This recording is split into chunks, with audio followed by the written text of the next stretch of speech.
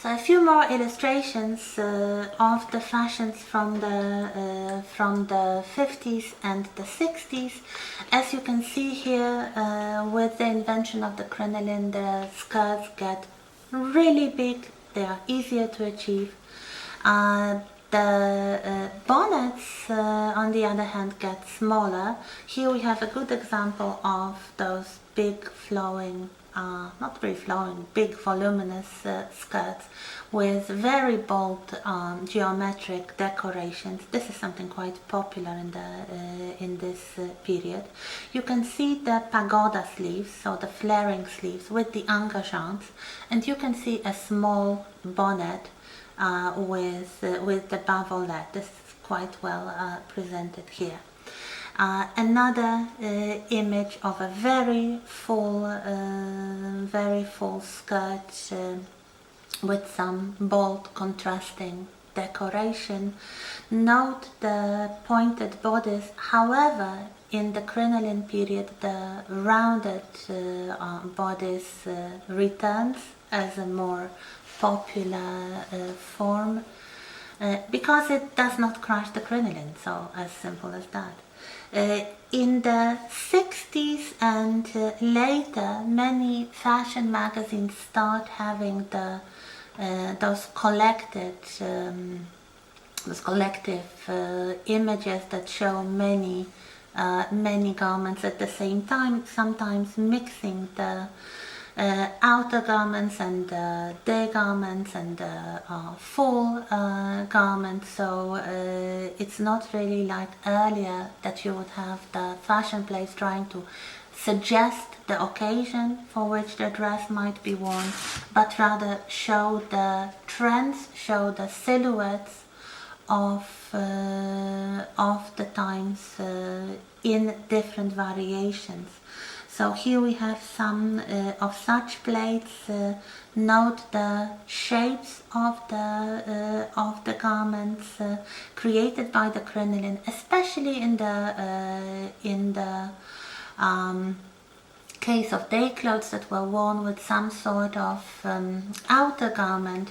The fullness might be even bigger. So the entire silhouette, the entire figure of the lady might resemble one huge dome. So the big wide skirt and over this some sort of coat or pelerine or other outer garment. Here we have a fashion plate that shows such a garment from the back. So even if you were looking, let's say, out of a window or terrace at some tiny human figures many kilometers away on a fine day, seeing somebody walking very far from you, you would never mistake a woman or a man.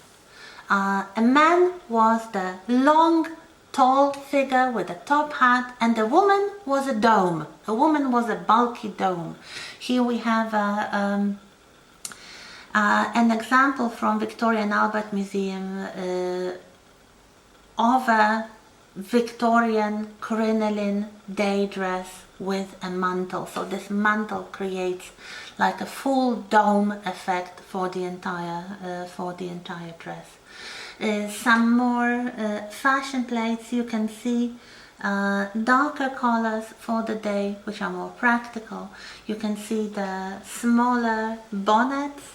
A fashionable form of the bonnet in the 60s is the so-called spoon bonnet, which has kind of oval shape of the brim, so it's not broad, but rather near the face and kind of slightly elongated towards the top.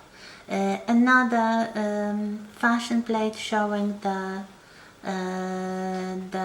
crinoline dresses. You can start to observe the way that the figure starts to be elongated towards the back. So it's not, I would say, a round dress, a round skirt, but a dress tending towards a train. Sometimes you get trains, sometimes you just have this elongation of the structure of the dress itself. But dresses are big, however they are more conical in the 60s, so the hips are narrower, however the brim extends even more. Here we have some examples. There are seasonal variations, and they very often reflect what's happening in the culture and the politics. Like here we have a fashion plate from October 1864 showing what is described as the Garibaldi jacket. This was a jacket borrowed from the folk costumes of Italy and popularized by General Garibaldi, who was a great political figure and a very popular patriot, advocating the unification of Italy. So those members of the society who agreed with his ideas, who supported the cause of the unification of Italy, sometimes expressed it through clothes as well. Something that we do not really have time to discuss today, but we will return to it when we talk about mourning clothes and basically the clothes connected with commemorating the dead. This could also be used for a political point. In Poland, after the January uprising, if you remember, 1861, the patriotic women wore black clothes indicating mourning, even if they did not lose any members of the family in the conflict. This was something with which the occupying forces, the Russian occupying forces mostly, had to put up, and they could not really forbid it, because these women said they lost a relative, so they were just paying their respects to the person who died. But everybody knew they didn't lose anything. They just wanted to demonstrate their political opinions by wearing black. A few more plates, as you can see here. This extension towards the back is more and more pronounced. It sometimes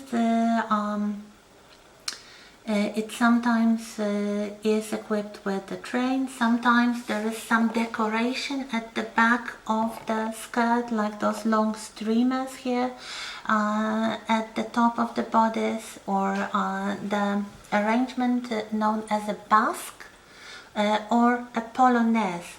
So a flounce, a decorative flounce, or a decorative, like a short overskirt attached to the bodice.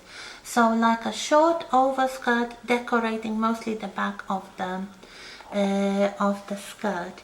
We have those new colors. So here we have a very bright blue dress, probably using one of those new colors. Generally fashion prints show quite a lot of bold colors, like this very brightly colored red dress with probably a half crinoline at the back. It almost looks like the early bustle. This might be one of the early bustle dresses. So you can see the front is relatively flat and narrow. The back is extended and accentuated with big decorative bows and drapery and overskirts and gatherings and all kinds of these things.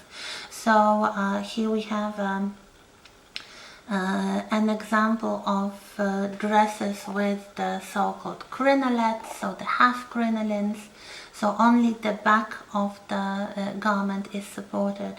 Here we have the natural form dresses, or the princess dresses, so the dresses with this kind of long flowing line achieved without the crinoline. So we are in the late 60s. And the last image here is a walking dress, so it's relatively short, with a polonaise, so this decorative short overskirt attached to the bodice, and a big decorative bow at the back of the skirt. This is really a transition between the early and mid-Victorian styles, and the crinoline especially, which really becomes associated with the High Victorian period, and the later Victorian styles with the bustle or the tournure, which we will discuss next time. Thank you.